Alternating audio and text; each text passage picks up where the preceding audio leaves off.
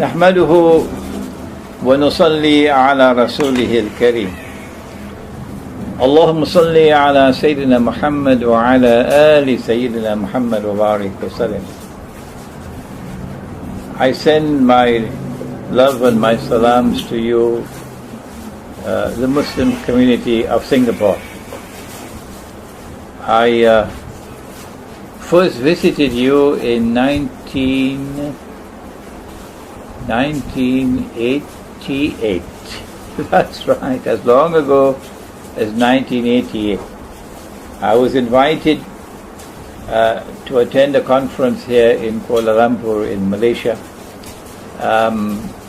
on the Hajj. And because my teacher of blessed memory, Maulana Fadlur Rahman Ansari, Rahimahullah, had such close ties with Singapore. He lived in Singapore for 1 year of his life.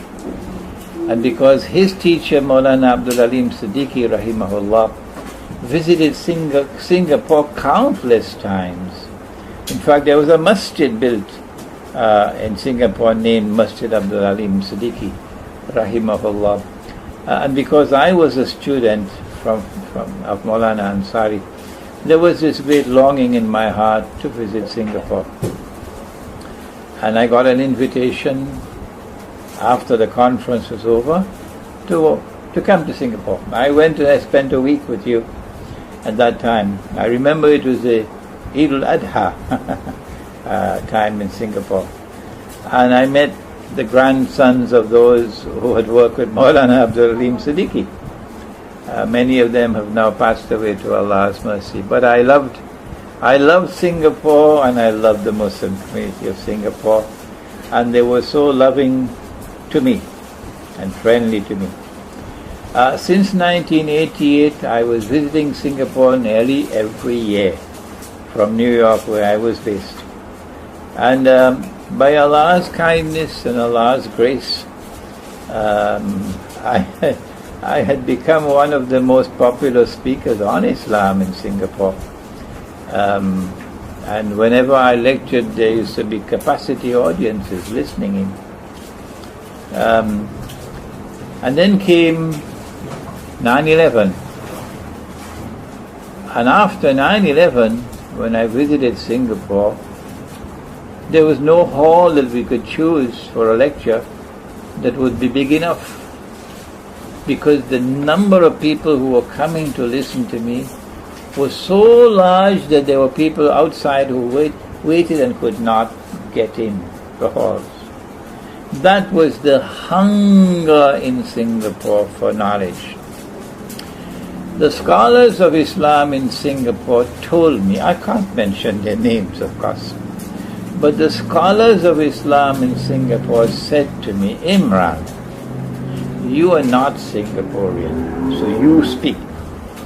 We don't have the freedom to speak. They told me that. They said, we don't have the freedom to speak. So you must speak and say what we cannot say. And I took their advice, and I spoke. And I said what they could not say because they didn't have the freedom. The government of Singapore responded after 9/11 by putting a clamp on me. They would not issue a permit for me to speak in the glorious democracy of Singapore. One man's voice was too powerful for them. So if you don't have a permit to speak, you're not allowed to speak. That's it. But they didn't stop me from entering the country. So from 2002 until 2007, I returned to Singapore 2 or 3 times, but not allowed to speak. But in 2007, they decided I'm too dangerous to be even physically in the country. So they banned my entry into Singapore in 2007. Why? What did I do? I was preaching the same thing for 20 years. It never caused any acts of terrorism in Singapore. It didn't bring down the government, not at all. I was not saying anything new. It is just that 9/11 had created a new situation in the world, and they were terrified. That's why they stopped me. All I can say is, shame on you, Singapore. Because no other country in the world has ever prohibited my entry into the country. And no other country in the world, no government in the world has ever prohibited me from giving speeches, lectures. None.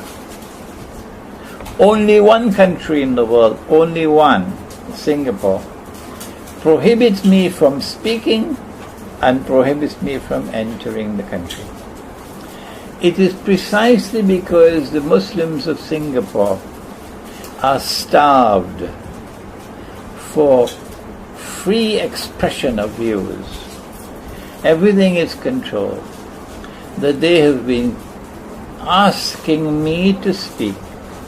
Now that we have the internet and we can bypass frontiers and offer some advice to the Muslim community of Singapore.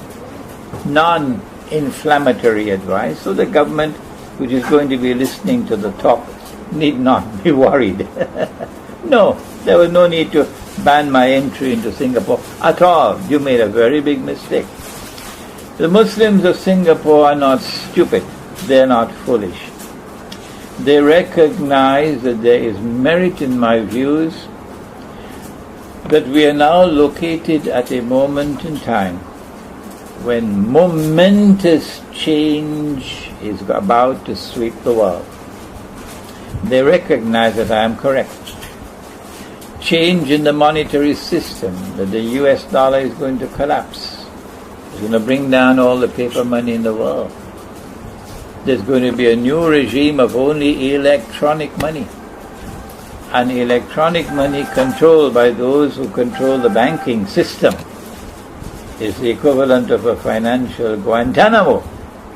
If you step out of line, you will lose your bank account. That's it. You have no more money. Finish. So it's financial slavery. Either you toe the line or you have no money. You can't take your money out of the bank, you know. Huh? What are you going to take out of the bank? The money is invisible. The money is intangible. You can't see the money. You can't touch the money. Tomorrow, how are you going to take your money out of the bank, you dum-dum? No, you can't.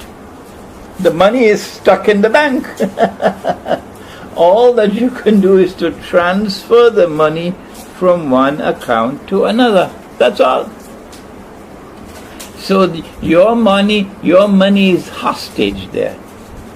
And any time they consider you to be someone who has stepped out of line, as someone of a threat to them, someone who is sincerely and truthfully a Muslim, and who stands up for what is right and just, regardless of consequences, and who stands up against what is wrong and unjust, regardless of consequence, they're going to come after you, and you lose your bank account. But what is it to be a Muslim? Your scholars in Singapore know it, but they can't tell you because you know why. But I can tell you. Allah's command in the Quran, when He created this ummah of people who follow Muhammad alayhi salatu wasalam, is that you are a people who engage in amar bil ma'ruf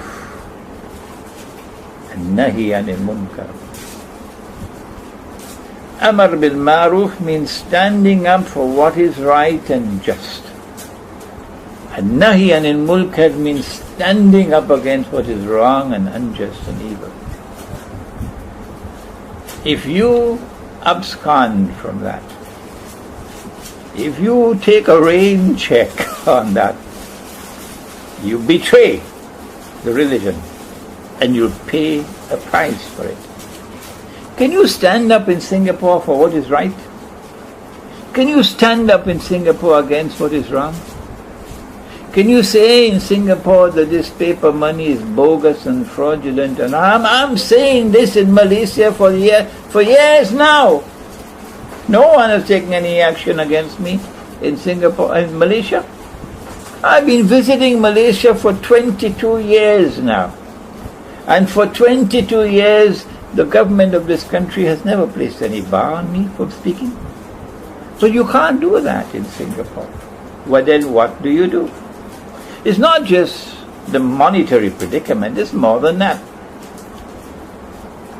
Muslims in Singapore are not stupid.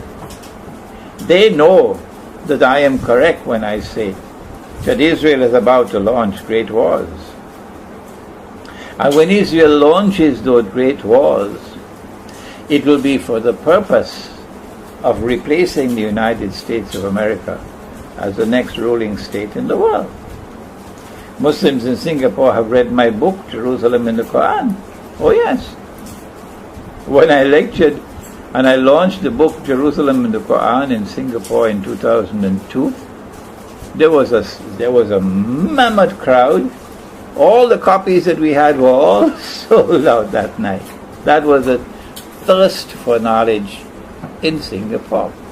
What are the implications for the Singaporean Muslims when Israel launches her big wars in the near future?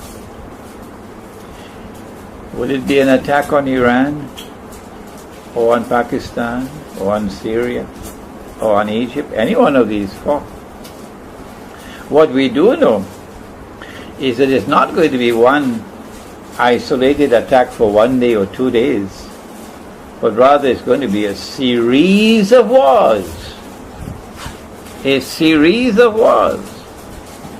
And those who have been studying ilmu akhirul zaman, or Islamic eschatology, as I have been for, 15, 20 years now or more, we know that this series of wars is going to culminate with the malhama, of which the Prophet ﷺ spoke. The Great War, the malhama, the Christians call it Armageddon, but the Prophet ﷺ called it the malhama, which is going to make the First World War and the Second World War look like a fight over peanuts.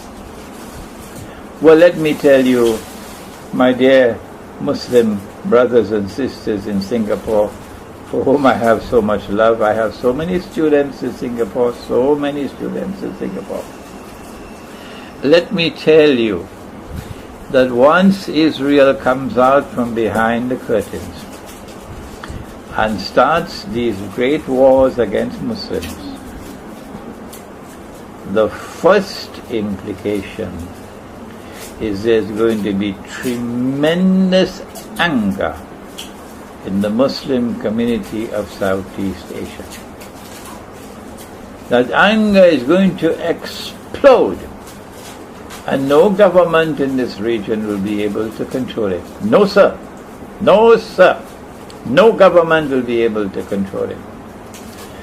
That anger will be so great that it will be perilous for Singapore, because the government of Singapore, I think they now recognize that they were foolish in becoming so close to Israel that they got the name of Little Israel. It was foolish. If you've forgotten geography, has the government of Singapore forgotten geography? Look at where Singapore is located. Look at the size of Singapore. Look all around Singapore and you will see a sea of Islam. How are you going to survive when there is tremendous anger all around the little island? You can't buy that. No amount of bribery, no amount of pulling the coattails of governments are going to help you at that time, because no government will be able to control it. Forget it. Yes, it's going to be perilous for Singapore. Singaporeans, for example, who travel in the region would have a security problem. I don't need to speak more than that. Just enough. Those are enough words for you. You have a security problem. How should the Muslim community of Singapore respond? My answer to you is, Alam takun abdullahi wasi'a fatuhajiru fiha. Is Allah's earth not wide? Is Allah's earth not wide that you can make hijrah? There are Muslims in Singapore who are happy to be there. They consider Singapore to be Jannah. Leave them. Leave them where they are. Whoever they may be, leave them where they are. If that's where you're happy, then that's where you stay. But not all are fools. Not all Muslims betray Allah and His Messenger, particularly the young ones who have a restlessness in their heart, that they want to see the triumph of truth over falsehood, the triumph of justice over injustice and oppression.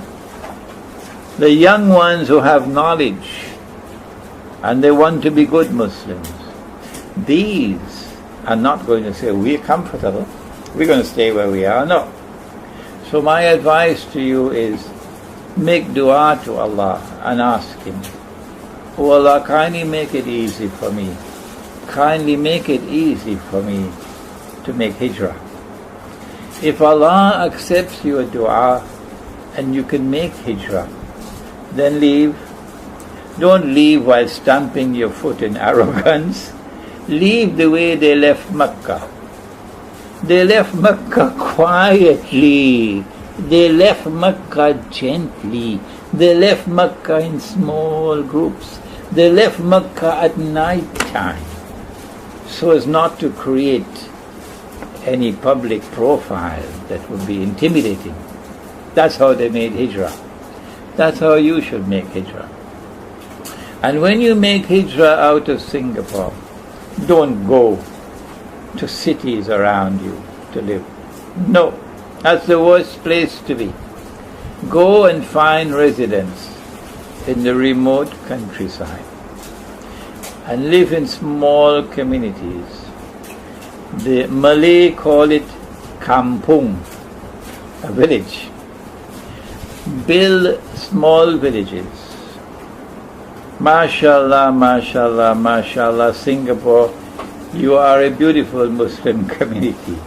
You are a vibrant Muslim community. Not all of you are people who betray Allah and His Messenger. Not all of you are prepared to live in a prison where you don't have the freedom to speak and to stand up. So get out while you can. Indonesia is a lovely place to go. Malaysia is a very nice place to go. Brunei, any other part of the country.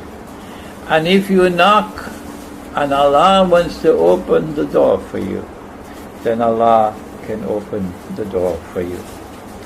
When you make hijrah, concentrate. This is your brother Imran Hosein. You've asked me for advice and I'm giving you the advice. When you make hijrah, do not put all your effort on building your business for material prosperity. No. When you make hijrah, put your first foot forward in producing your own food, your own milk, your own meat, and feed your babies, feed your children with proper food, not with the garbage that comes from the supermarkets. That food is being corrupted. There is fasad in the world. One of the forms of fasad is agricultural fasad. There's the other one, the sexual fasad, with homosexuality all around us, lesbianism all around us. You go into a shopping mall and the women are more naked than they're covered. All of these are forms of fasad, but we're concerned with agricultural fasad. So take your children out and go to kampung and produce your own food, not genetically modified food. No. not food produced with chemical fertilizers. No! Produce good food, healthy food, and feed your children with healthy food. Live as a community, a united community. Stay away from sectarianism, that I belong to this sect, I'm the Brelvi, and I'm the Deobandi, and I'm the this, and I'm the that, and I'm the Salafi. Maulana Fadlur Rahman Ansari, rahimahullah, my teacher, used to say, I am not Deobandi, I'm not Brelvi, I'm not Ahle Hadith, I'm not Wahhabi, I'm Muslim. Those were his words. You like it, alhamdulillah. You don't like it, that's your problem. Those were his words. Identify yourself as a Muslim and come together and live as one united community. How can you be united? Only the Quran and the Prophet ﷺ can unite us, nothing else. So your community must be built on the Quran and the Sunnah of the Prophet ﷺ. Maulana Ansari wrote the Quranic Foundations and Structure of Muslim Society, in which he classified the guidance coming out of the Quran. That is the book, that's the manual that you need. If you want to establish Islam in your kampung, in the remote countryside, follow that book. He'll tell you how to establish Islam in the countryside. I pray that Allah subhanahu wa ta'ala may open a way for you, the Muslim community of Singapore, those of you who recognize the danger that is just around the corner, and who have had the good sense to call upon me and ask me to offer advice. Don't sit there in Singapore waiting for it to happen.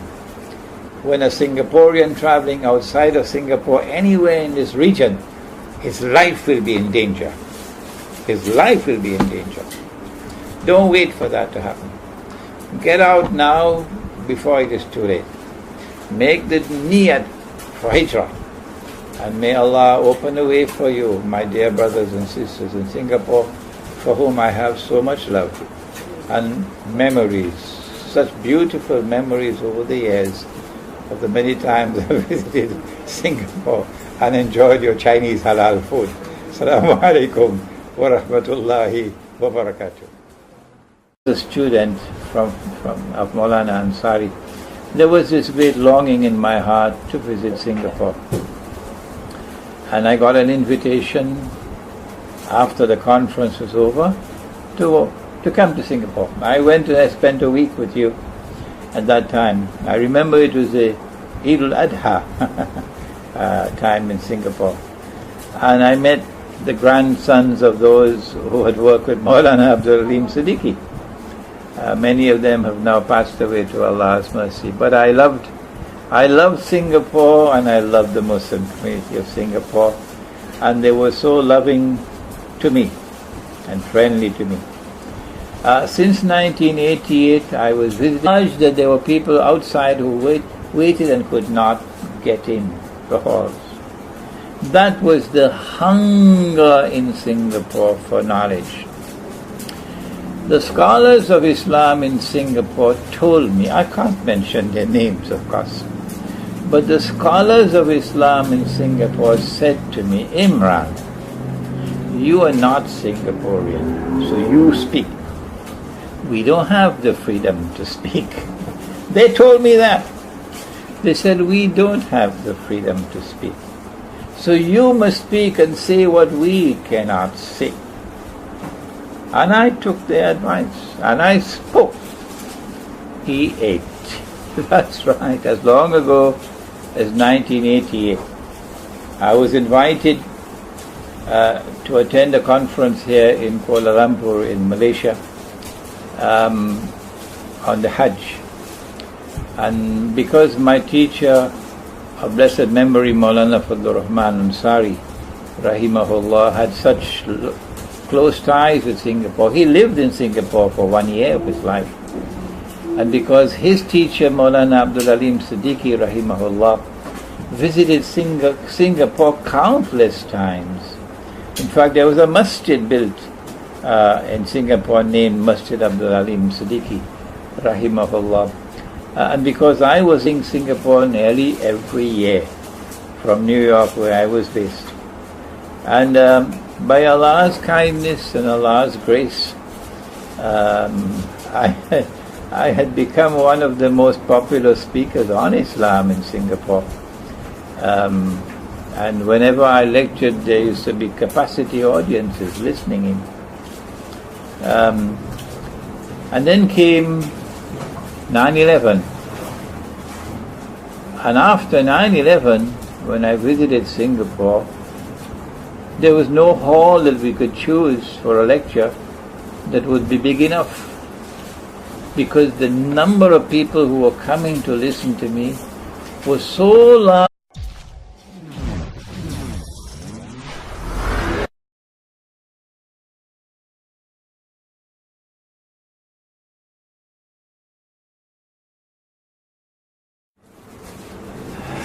نحمده ونصلي على رسوله الكريم اللهم صل على سيدنا محمد وعلى آل سيدنا محمد وبارك وسلم. I send my love and my salams to you, the Muslim community of Singapore. I first visited you in 1980